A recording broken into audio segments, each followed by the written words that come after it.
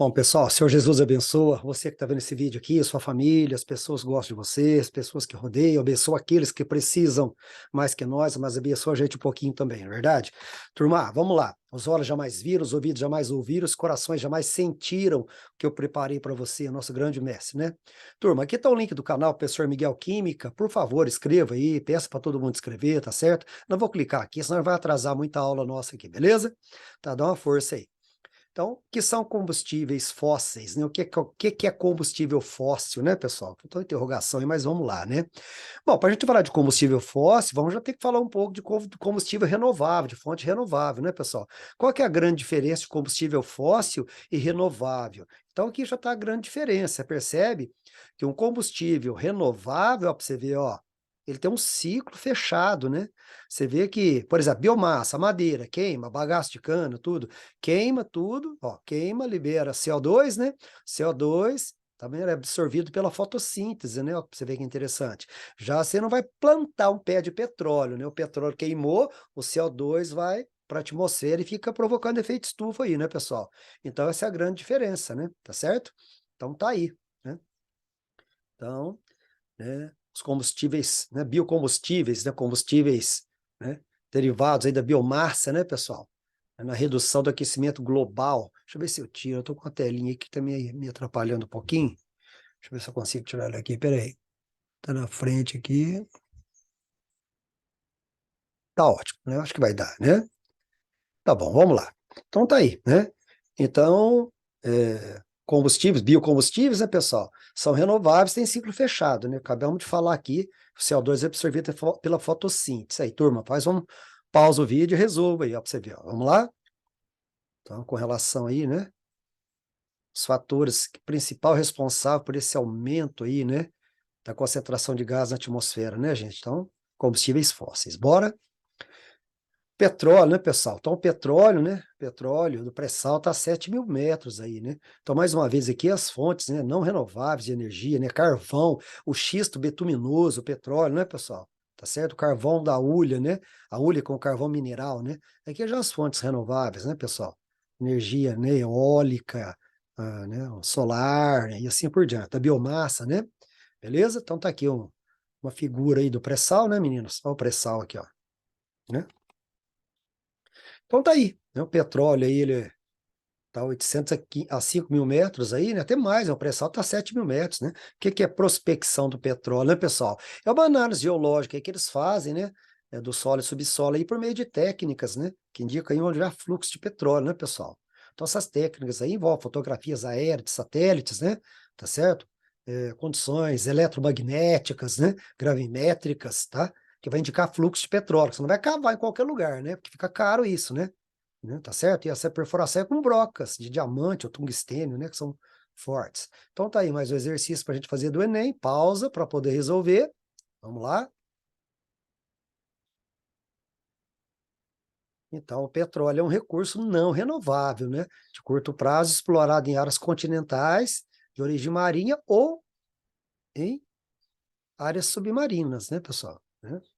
O petróleo pode ser em terra ou em mar, né, gente? Então, tranquilo, né? Então, a composição média do petróleo aí, pessoal, ó, é um óleo bruto, né? Óleo de pedra, né? Petros, pedra, óleo, né? Então, mas o petróleo tem enxofre, tem nitrogênio, tem outros elementos aí no meio também, tá bom? Tranquilo? Então, é uma mistura de substâncias aí, né, pessoal? De origem orgânica. São restos vegetais, animais, que com o passar dos milhares de anos, né, foram soterrados aí, sofrendo decomposição aí, né, pessoal? Né? Então, essa matéria orgânica aí transformou-se em petróleo, né? Bora? Vai de novo, pausa o vídeo e resolva. Então tá aí. Então você vai, né? No caso, os derivados do petróleo e do álcool, né, de cana, essa distinção caracteriza pela diferença de escalas de tempo, né, gente? Petróleo é formado há milhões de anos, né? A cana você planta ela um ano, você pode cortar ela no final do ano, tá certo? Aí. Período geológico, no caso, é petróleo, né? E anual, no caso da cana, como a gente falou. Bora? Aí, turma, ó, gasolina, óleo diesel, né? Gás de cozinha, gás natural, né, pessoal? Aí, o petróleo é o composto basicamente por hidrocarbonetos, que são apolares. Então, solubilidade é a capacidade de dissolver, né? Tá certo? A água é polar e o petróleo é apolar. Então, você pode ver aí, ó, né? Aí, por que que o petróleo não dissolve na água? Você pode ver aí, né? Não dissolve devido à falta de afinidade, né, pessoal? Porque os hidrocarbonetos são apolares, né? E a água é polar, então não dissolve, tem que ser semelhante, né? Ó, maior ponto de fusão, também de ebulição, são mais fortes as atrações, mais energia para separar, né? Não, essa eu troquei, né? Maior ponto de fusão, também de ebulição, são mais fortes as atrações, mais energia para separar. Faltou essa parte, né? E quanta dissolução para o nosso vestibular. Apolar dissolve muito em também muito apolar. Então, apolar dissolve apolar e polar, polar, tá certo? Tá? Se uma molécula for pouco apolar, ela pode dissolver um pouco na polar, né? Tá certo? E assim vice-versa, né? Interpretação. Mais uma aqui, né? Frequentemente toma-se conhecimento sobre acidentes com navios petroleiros aí, pessoal, né? Então, né? Porque os hidrocarbonetos são insolúveis em água. Dá uma lidinha aí e vão tocar, né? Aí, outro exercício, pausa aí, né, pessoal? Tá falando aqui, ó, né? Tá falando aqui, justifica essa previsão, entre outros motivos, porque o gás natural o quê, pessoal? Tem gás natural tem gás natural do petróleo, né, pessoal? E gás natural da biomassa também, renovável, né, tá certo? Então, no caso aí, ó, né, nós temos novas jazidas, né, pessoal, sendo exploradas, né, e é menos poluente que o petróleo, né? Então, no caso aqui, o gás natural. O gás natural, na verdade, o principal componente é metano, mas o gás natural tem 60% de metano. Por que a gente fala metano? Mas tem outros gases também, como você está vendo aqui, tá bom? O principal componente é o metano aí, beleza? Tá? Bora? Aí, pessoal, determinação do teor de álcool na gasolina, né? A Agência Nacional de Petróleo, a ANP, né? Ela permite de 25% a 27% de álcool na gasolina. Esse aqui é um vídeo que está aqui no canal no YouTube, professor Miguel Química. Dá uma visitada aí, ó, a porcentagem de álcool na gasolina, né? Onde a gente calcula aqui, né? Então aqui eu ponho 50 ml de água e 50 de gasolina. Aqui é um corante, né? Sulfato de cobre, para visualizar melhor, tá certo? Então é 50 de água e 50 de gasolina. No caso, o álcool que está dissolvido na gasolina vai ser atraído pela água, porque o álcool tem uma parte muito polar, igual a água, polar com polar, que é ligação de hidrogênio e interações de hidrogênio, ou pontes de hidrogênio, como se falava antigamente, né? Então, o álcool vai ser atraído pela água, né? Devido às ligações de hidrogênio que são mais intensas, são mais fortes, tá certo? Então, aqui, ó, você pode olhar com calma, né? Era 50 de gasolina, você vê que a parte de água foi para 61. Ó, vai virar, ó. Aí. Era 50 a parte de água, a parte de água foi para 61. Então, na gasolina, no 50 de gasolina, tinha 11 ml de álcool. Tá certo? Se for para 61, era 50 50. Essa parte de água foi para 61, aumentou 11. De onde que veio esse 11? Da gasolina, que é o álcool que estava dissolvido na gasolina. Então, em 50 ml da gasolina, você tinha 11 ml de álcool. Em 100, você teria 22. Essa gasolina aqui teria 22% de álcool, então, beleza? Bom, então aqui está a explicação, né, pessoal? O álcool tem uma parte da molécula que é apolar, por isso que ele dissolve na gasolina, que é hidrocarboneto, olha lá, apolar também, e tem essa parte aqui que é mais forte, que é polar, que vai fazer ligação de hidrogênio com a água, olha aqui, ó, porque a água é polar, olha só para você ver, olha lá. O álcool tem mais afinidade com a água devido às ligações de hidrogênio, aos pontilhados aqui, HO, tá certo? Então essas interações são mais fortes do que entre apolares aqui, tá bom? Então é por isso que o álcool é arrastado pela água aí. Bora? Ah, vai ter que tomar um certo cuidado, né? Ó, o C8H18, apesar de apolar, 125 graus, supera a água que é 100 graus.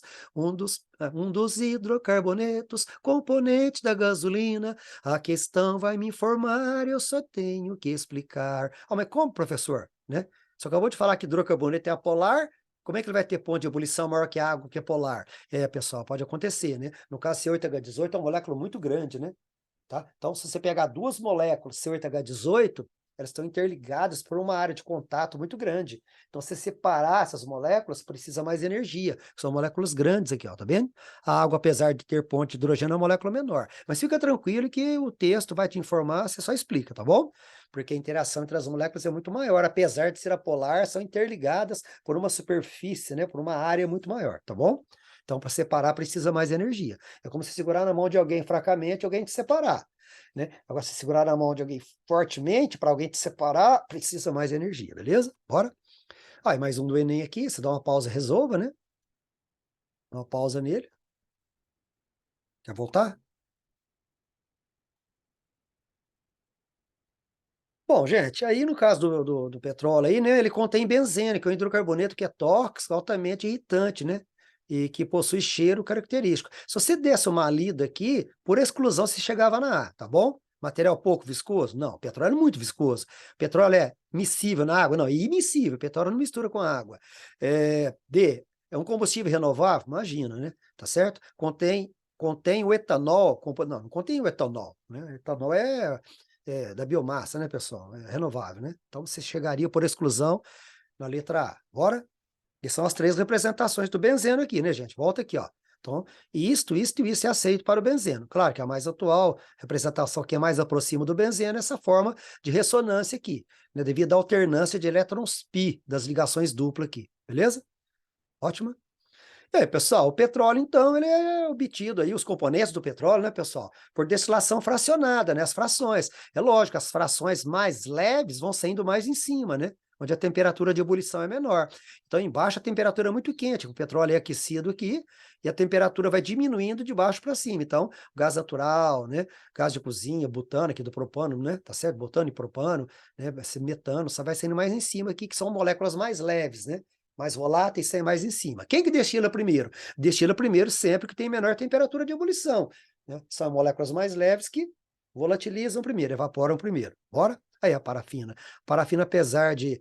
Né, parafina é molécula pesada, hein, pessoal? A parafina está aqui embaixo praticamente, né? Tá certo? Você vê que ela demora para queimar, né? Aí, tá vendo? Ó? Então aqui, ó, o petróleo, tal, aí, ó, deu o anúncio, descoberta da bacia tal petróleo na forma, tá extraído praticamente, aplicação comercial, a separação dessas frações, né? Né, ponto de aplicação diferente entre os compostos, a fração que apresenta maior ponto de ebulição.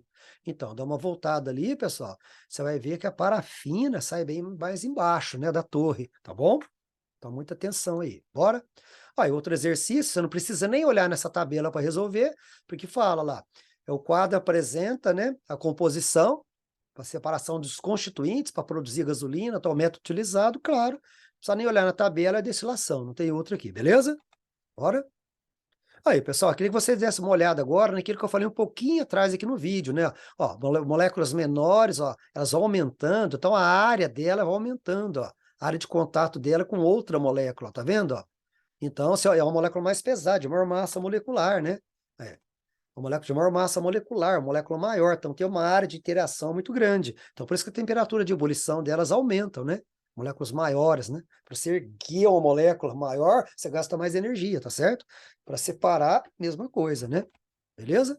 Então tá aí, né? Hidrocarbonetos são apolares, né? Então os lineares têm maior superfície, maior área de contato, né? Tá certo? Daí a temperatura de ebulição ser maior, né? E aí aumenta as forças intermoleculares, como a gente falou, as forças são mais intensas entre elas, né? Moléculas lineares, né, pessoal? Tá certo? Tá certo? São mais intensas as forças entre elas, tá? Chamada de Van der Waals, né? De polo induzido ou dispersão de London, beleza? Bora então, um exercício aqui, nós vamos fazer junto esse aqui, né, pessoal? Então, a separação de alcanos, tal, em alcanos, as ramificações reduzem as interações intermoleculares, tal, consequentemente diminui a temperatura de ebulição em relação aos compostos, né, menos ou não ramificados. Então, tá aqui, fala, dê o nome dos compostos A, B e C, né, pessoal? Então, vamos lá, né? Então, esse primeiro aqui é o octano, 1, 2, 3, 4, 5, 6, 7, 8. 8 carbonos, só simples ligações, ano. Então, octano. Vamos ver o outro agora.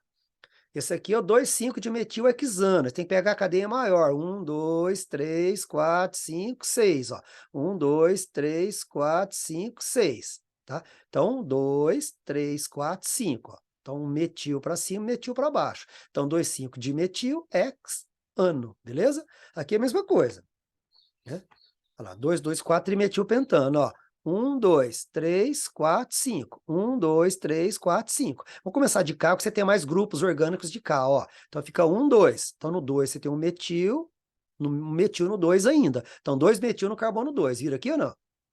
Tá? 3, 4. Outro metil no carbono 4. Beleza? Então fica 2,2,4 trimetil. 1, 2, 3, 4, 5. Pentano, que é o principal componente da gasolina, que é o isoctano. Tá certo? Beleza? Bora? Agora a pergunta, indica a ordem de saída dos compostos durante a destilação em uma torre de fracionamento ou refinaria, né, pessoal? Bom, foi aquilo que eu falei, né, pessoal? Moléculas lineares, ó, tem maior área de contato. Se você pegar outra molécula dessa, a área de contato entre as duas é muito maior que nessas aqui, beleza? Então, quanto mais ramificada a molécula, tá certo? Né? Ela vai ter uma área menor de contato, né? Tá certo? Então, a que tem menor área de contato é essa daqui, ó, tá vendo? Ó? Essa aqui tem 1, 2, 3, 4, 5. Essa aqui tem 1, 2, 3, 4, 5, 6. Essa aqui é mais ramificada, não sei se você percebeu, né? Então, vai lá. Acabamos de falar isso, né? Então, a ordem aí, né? Octano tem o maior ponto de ebulição, né? Octano, tá certo? Então, ficou octano, em segundo lugar o C, né? Em segundo lugar o C, e em último lugar o A, que é ramificado, né? Beleza? Então, a ordem é essa, tá bom? Bora. Bom, pessoal, então a gasolina aí, a gasolina obtida por destilação fracionada em torno de 7 a 15%. Então, como é que faz para manter o mercado, né? Como que aumenta essa quantidade para se abastecer o mercado? A gente faz aí o craqueamento, né? Se faz o craqueamento catalítico, né? O catalisador, você quebra as moléculas maiores, né? Em moléculas menores. Por exemplo, uma molécula de 36 átomos de carbono. Se o butano tem 4 átomos de carbono, no caso de cozinha, butano, então 36 dividido por 9 dá 4. Então, né, 36 dividido por 4, né? Por 9 dá 4. Tá certo? Então, você faz 9 moléculas. 36 é 4 vezes 7, 28. 4 vezes 9, 36, né? 9, 9, 18, né? 18, 18, 36. Então, o que você faz? Uma molécula de 36 átomos de carbono, se você for quebrando ela de 4 em 4, você faz 9 moléculas de butano, 9 de 4, 9 vezes 4, 36, né, pessoal? Belezinha? Deu para entender? Então é assim, ó. Então você tem uma molécula maior, que, por exemplo, não preocupa com a forma, preocupa com o entendimento. Então você pegar moléculas maiores, craquear, quebrar em moléculas menores. Aí você obtém as moléculas que você quer, tá certo? E tem ainda a reforma catalítica. O que é o reforming, né? A reforma catalítica, pessoal, é para você melhorar a qualidade da gasolina. Então, é você transformar cadeias normais em ramificadas, tá certo? Cíclicas ou aromáticas, que são mais resistentes à compressão, né? No motor do carro, né? Isso aumenta a octanagem da gasolina, tá certo? Cadeias ramificadas, né? Tá certo? Elas aumentam a resistência da gasolina à compressão. O que é octanagem? Octanagem é a medida da resistência da gasolina à compressão lá no motor, né? Quando entra a mistura ar-combustível, o pistão vai comprimir. Aí a vela lança faísca para dar combustão, tá certo? Então, tem um ponto exato de explosão. Ponto exato de explosão. Se tiver desregulado, essa explosão ocorre antes da hora e o motor fica desregulado. Então, a octanagem, né? A adição dessas substâncias, por exemplo, né, como etanol e outros aí que a gente está falando, ramificados, né, vai melhorar a resistência da gasolina à compressão, isto é, melhora a octanagem da gasolina, beleza? E também o desempenho do motor, tá bom? Bora? Exercício do Enem para exercitar, né? Não vamos ler tudo, né, pessoal? Mas você pausa o vídeo e dá uma lidinha, né? Então tá aí, né? Então, craqueamento, né, pessoal, lá. É você quer obter, né? Você quer aumentar a quantidade de frações comercializáveis, né? Então tem que fazer o quê? Transformação das frações de petróleo em outras moléculas menores, que é o craqueamento. E assim você obtém mais gasolina, mais gás de cozinha, que é o GLP, que é o gás liquefeito do petróleo, né? No botijão ele está líquido, né? Está sob alta pressão e temperatura baixa, né? Aí, outro exercício bem legal, esse aqui também, pessoal. Vamos fazer ele juntos aqui, ó. Então, o exercício falou assim, tá? Que as frações do petróleo, né, pode ser transformadas em outros produtos, né, por meio de vários processos. Primeiro, craqueamento, reforma catalítica e isomerização. Então, vamos lá. Considerando o hexano. Aqui é o hexano, 6 carbonos. Então, o hexano está aqui. Olha lá, 1, 2, 3, 4, 5, 6, completo com hidrogênio, né? Então, quebrando o hexano, você pode quebrar ele aqui, ó, em 3, em 4 e 2, em 5 e 1, tanto faz. Tá? Aqui quebramos aqui, 1, 2, 3, 4. Para dar o butano, né? Tá certo? E, então, quebramos aqui em 2, quebramos em 4, sobrou 2 carbonos. Só que agora você põe uma dupla para acertar aqui, né, pessoal? Porque a quantidade de H tem que ser a mesma, né? 3, 6, ó, 2, 4, 6, 8. 8, 6, 14. Aqui tem que dar 14 H de K também, ó. 3, 6, 6, 8, né? 6, 3, 6, 6 e 4, 10, né? Com 2 mais 2, 14, né? Então tem que ter uma dupla aqui que é 80. Mas você podia quebrar no meio aqui, ó. 3 e 3, 4 e 2, como foi aqui, 5 e 1, tá certo? É isso aí. Bom, agora é o seguinte, vamos fazer agora a reforma catalítica, que é converter alcanos, ó, conversão de alcanos e cicloalcanos em compostos aromáticos. Então, vamos converter isso aqui, lá, Vamos converter lá em alcanos. Alcanos, ó, você vai converter em composto aromático, né? Então, 6 carbonos, ó, então você põe 6 carbonos no ciclo, 6 Hs. Só que vai sobrar hidrogênio, né? O 6, ó, C6H6, né? C6H6, você tem 14 hidrogênios, então vai sobrar 4 moléculas de hidrogênio, 4H2, beleza? Terminando aqui, isomerização, tá? Fazer isomerização é montar compostos que tem a mesma fórmula molecular, estruturas diferentes. Vamos ver aqui, ó. Então, como é que eu posso montar a isomerização disso? Você pode tirar um carbono daqui e pôr como ramificação. Você já está montando, ó. Olha lá, tá vendo? Ó? Eu coloquei 5 carbonos, tirei um e coloquei com ramo, como ramificação. O composto muda, mas a forma molecular é a mesma. Então, esse é isômero desse, beleza? Tranquilo? Aí, pessoal, tá falando da octanagem um pouquinho anterior aqui, ó. Então, a octanagem, ó. Então, o pistão do carro funciona assim, ó. Lá entra a misturar combustível, tem uma vela, né, que lança faísca, aí o pistão sobe e explode, que chama motor a explosão, né? Tá certo? Motor 4 tempos, né, chamado aí, né? Então, você adiciona antidetonantes, né? Para ele não detonar antes do ponto exato, senão desregula o motor, tá certo? Então tá aí, né? Então foi atribuído, né, o índice 0 ao heptano e 100% ao isoctano. Então quanto maior esse índice de isoctano, melhor a gasolina, tá? Então tem antidetonantes, né, e substâncias ramificadas, então o álcool, por exemplo, que aumenta essa qualidade, essa octanagem, beleza? A questão do pré-sal, faz uma pausa aí para você resolver, né? Desculpa. Sobre pré-sal, para você marcar a alternativa correta aqui agora.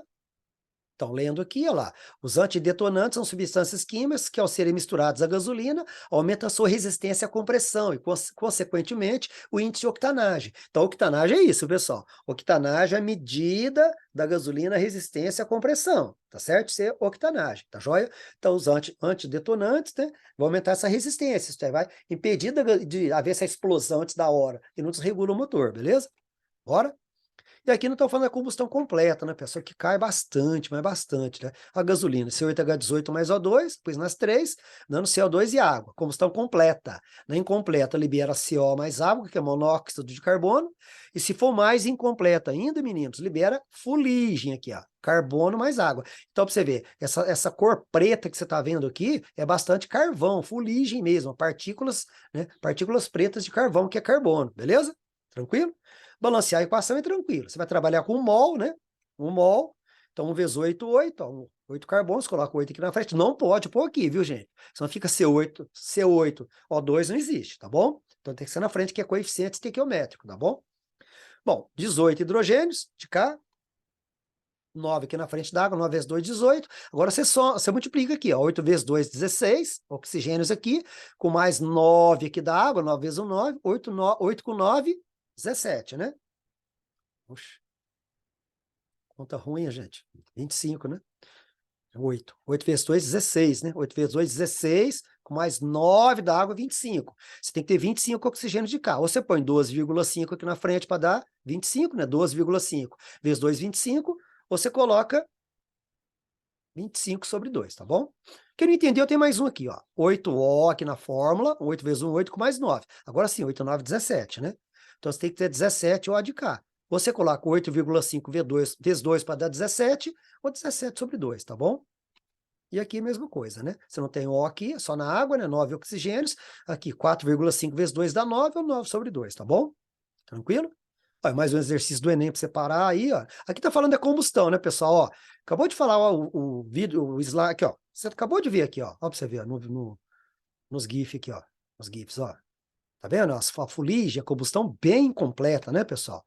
Então, ó, formando uma nuvem negra, denominada fuligem, que é proveniente da combustão incompleta, né, pessoal, de hidrocarbonetos, beleza? Bora?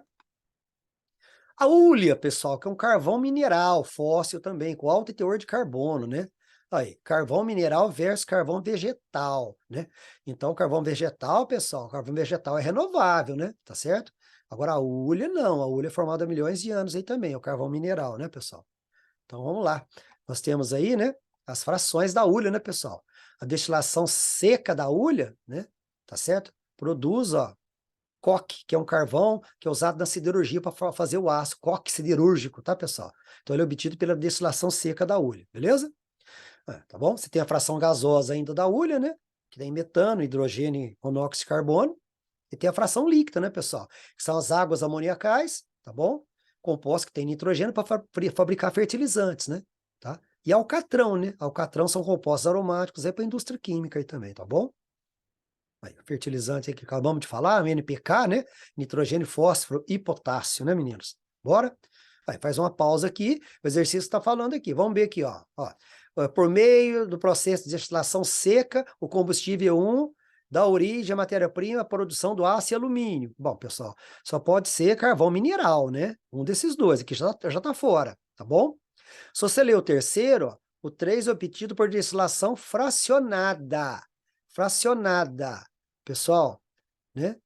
E é usado como combustível veicular, tá vendo? Né? Beleza? Os combustíveis 1 e 2 são respectivamente. Aí no 2 aqui, também, ó, o 2 é usado como combustível veicular, né? Tá? Em uso doméstico, na geração de energia elétrica também, como matéria-prima de produtos industriais, né? Mas você lendo com calma aqui, ó, você vai chegar à conclusão, né? Você mata aqui pela alternativa que seria, né, esse daqui, né? Porque o 2 aqui, ó, né, você não vai usar em uso doméstico, né? É combustível veicular, uso doméstico. Você não vai usar gasolina aqui em uso doméstico, né? Então, o gás natural, tudo bem, né? Tá bom? Bora? Tipos de carvão, pessoal, para você ter uma noção, né? Geografia aqui, né?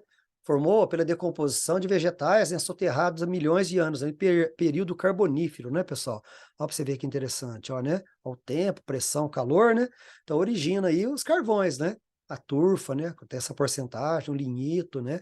A hulha, né? Que falou no antracito, tem vários tipos de carvão aí, tá joia? Né? Então, tá aí, né? A idade geológica crescente, teores de HON, né? Carbonificação, poder calorífico, e vamos lá, né, meninos? Beleza? Xisto betuminoso, pessoal, que é uma rocha sedimentar, aí, que você já viu em geografia, né? Que decompõe termicamente e produz um óleo aí bastante parecido com o petróleo, né? Então, xisto betuminoso. Aqui está as jazidas, né? Vai de São Paulo até o Rio Grande do Sul, né, pessoal? A maior concentração em São Mateus do Sul, onde a Petrobras implantou uma usina aí, né? Então, ele é considerado aí a maior fonte, pessoal, em potencial de hidrocarbonetos, né? Tá certo? Então, o refino do xisto, ele produz nafta, gasolina, óleo diesel, gás de efeito aí, beleza? Então, tá aí a fonte, né? Bora? Também o exercício do Enem aí, pessoal, ó. O recurso energético volta a ser considerado como opção de fornecimento de petróleo, é o aproveitamento de reservas de folhelhos pirobetuminoso, mais conhecido como xisto pirobetuminoso, né? E né, contribuir para impedir a atividade. O Brasil detém a segunda reserva mundial, o xisto, tá aí a história do xisto aí, né? Por ser fluido, facilmente manuseado, armazenado, né? E aí, estratégicos, né, pessoal? A entrada do xisto no mercado é oportuna, né, diante da possibilidade de aumento dos preços do petróleo. Então, você lia com calma para você chegar a essa resposta. Bora? Estamos acabando, pessoal. Aguenta a mão aí. Quais são os campeões da poluição aí, pessoal? Impacto ambiental, né? Então, China, Índia, Estados Unidos, né? Para variar, né, pessoal? Então, tá aí, né? Então, o petróleo contém enxofre, a gente já sabe disso, né? Emissão de material particulado, né, pessoal? Compostos aí, emissão de gases também tóxicos, né? Como CO, que liga-se à hemoglobina, né, pessoal? Impede o transporte de oxigênio às células pelas mitocôndrias, né? Aquecimento global, né, pessoal? O petróleo libera o CO2 e fica aquecendo, né? Diferente do combustível renovável, como a cana-de-açúcar, que faz o álcool, CO2, capturado depois pela outra cana que você planta, né? Beleza? Aí, vazamentos durante, né, os impactos ambientais, né, vazamentos, extração em transporte, né? E aí, né? Impactos ambientais, estamos falando disso, né? A queima produz SO2 e SO3, que provoca chuva ácida, né, pessoal? Aí um vídeo aqui no canal também, chuva ácida. Visita aqui, pessoal, vê lá. Chuva ácida, muito interessante, né? Onde eu coloco aqui, né? Derreto o enxofre, né? Faço o enxofre entrar em fusão, aí começa a reagir com oxigênio, formar SO2 e SO3. Aqui tem fenolftaleína com soda cáustica, né? Fica vermelho. Aí eu coloco aqui, ó, os gases aqui, SO2 e SO3, reage aqui com a soda cáustica, né? E vai mudar a cor da fenolftaleína. O meio vai ficar, né? Aí o meio fica ácido, né? Tava básico, o meio fica ácido. Bom? Tá aí, né? Então a combustão com o ar, né, pessoal? A combustão produz aí óxido de nitrogênio também, que faz parte da chuva ácida também. Combustão de combustíveis fósseis. Beleza? Outro exercício do Enem aqui, né, pessoal, para marcar aí, né? Chuva ácida poderia causar diminuição do pH da água de um lago, que acarretaria em morte de algumas espécies. Verdadeiro, né, pessoal? A chuva ácida poderia provocar acidificação do solo também, né? Certo. A chuva ácida causaria danos se apresentasse um pH maior que a água destilada. Não, pessoal. Água pura destilada tem pH neutro que é 7, ponto base que é hidróxido, dá pH maior que 7, beleza? Então a chuva é ácida tem pH menor que 5,6 e é considerada ácida, tá bom? Então tá aí. Aí, outro exercício para você, com calma, marcar a alternativa, né? Olha lá. Pode afirmar que o ozônio está relacionado com radiação ultravioleta, né? Que, né, vai destruindo a camada de ozônio aí, né, pessoal? Tá certo? O CH4 e o CO2, né? É o efeito estufa, né? CH4, não esqueça, né? Tem o N2O aqui também, N2O, tá? Óxido de nitrogênio. E o NOx com a chuva ácida, né, pessoal? Bora? Tá aí, pessoal. Tem piores que os veículos a diesel no impacto ambiental? Olha os maiores vilões aí, ó, geradores elétricos, condomínios, né? E shoppings que são movidos a diesel, né? Deve estar mudando isso, não é possível, né? Bora? Acabando? Smog fotoquímico, né, pessoal? Impacto ambiental, né? Então, smog é fog, é neblina e névoa, né? Então, fumaça mais neblina, né? Smog fotoquímico, né, pessoal? Então, isso aí resulta da inversão térmica, né, pessoal? Em ambientes poluídos ou em épocas frias, né? Então, aqui está um vídeo, o melhor vídeo aqui do YouTube, aqui, viu, pessoal? Mostrando esse processo, né? Tá certo? Vou tentar ver ele.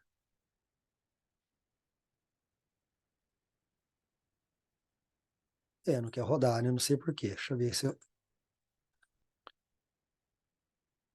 o último aqui, mas não quer rodar. Beleza, gente, ó, não quer rodar. Sabe o que eu tô com... Deixa eu ver se ele roda agora. Não, não quer rodar mesmo. Não sei por que não quer rodar, gente. Mas é um vídeo excelente, tá? Marque ele aí depois, ó, tá vendo? https, www.youtube.com/ot, interrogação, V igual a K0, underline, né, Y, maiúsculo X, G, N, I, S, X, A, e você vai ver. Eu não sei por que não quer rodar, gente. Eu tô tentando aqui, mas não estou conseguindo, né? Será que se eu sair da tela, vai? Deixa eu sair da tela aqui, acho que, vamos ver. Quem sabe eu consigo, né? Eu acho que vai agora, hein, pessoal?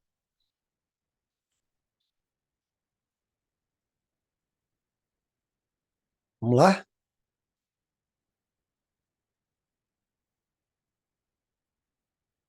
Essa integral é de bugar a cabeça. Integral de seno de x sobre cosseno de x.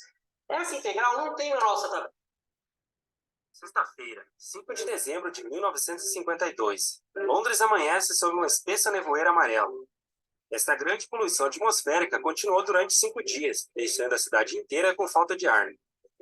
Em 5 de dezembro, a visibilidade caiu a poucos metros. Em 7 de dezembro, a visibilidade chegou a apenas 30 centímetros. O nevoeiro era tão denso que as pessoas não conseguiam ver seus pés. A maioria dos transportes públicos e voos foram cancelados. Trens colidiram. Teatros e cinemas foram fechados porque o público não conseguia ver o palco. O dióxido de enxofre e outros poluentes se misturavam com as partículas de água para formar ácido sulfúrico e clorídrio, que queimava os olhos e os pulmões das pessoas. O monóxido de carbono, que é a ligação de um carbono com oxigênio, se ligava com a hemoglobina do sangue impedindo a oxigenação do corpo. O transporte fechou. Os cidadãos não podiam respirar. Em 9 de dezembro, cerca de 4.000 pessoas haviam morrido e mais 150.000 hospitalizadas. Até as funerárias ficaram sem caixões. Nos meses seguintes, mais outras 8.000 pessoas morreram em consequência do nevoeiro. O que exatamente aconteceu? A poluição sempre estava presente em Londres na época. Ela vinha se agravando cada vez mais desde a primeira Revolução Industrial. Os nevoeiros também são naturais na região, mas eles duravam em média uns 2 dias e sumiam. Mas dessa vez foi diferente.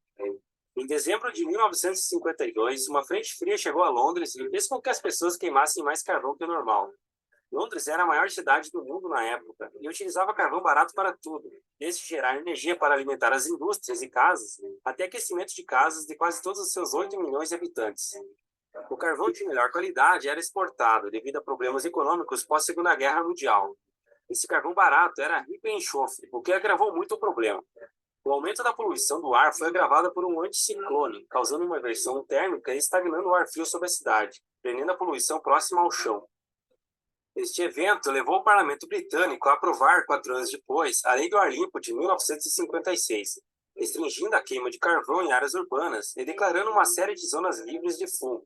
O Grande Nevoeiro de 1952 ainda é considerado o pior evento de poluição atmosférica na história europeia. Mas o que fez este grande nevoeiro em particular tão mortal?